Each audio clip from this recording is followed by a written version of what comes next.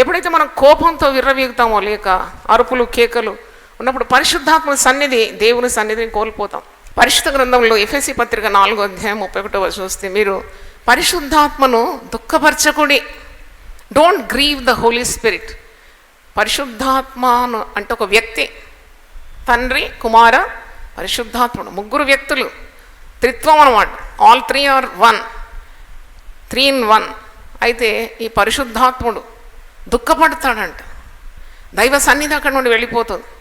ఇక్కడ చూడండి, ఎఫెసీ పత్రిక 4:30, దేవుని పరిశుద్ధాత్మను దుఃఖపరచకుడి, విమోచన దినం వరకు ఆయనందు మీరు ముద్రింపబడి ఉన్నారు. సమస్తమైన ద్వేషము, కోపము, క్రోధము, అల్లరి, దూషణ, సకలమైన దుష్టత్వం మీరు విసర్జించుడి. ఒకని ఎడల ఒకడు దయగలిగి కరుణాహృదయులై క్రీస్తునందు దేవుడు మిమ్మల్ని క్షమించిన ప్రకారం మీరును ఒకరినొకరు క్షమించండి. ఇవన్నీ వదిలిపెట్టాల్సిన కార్యాలు.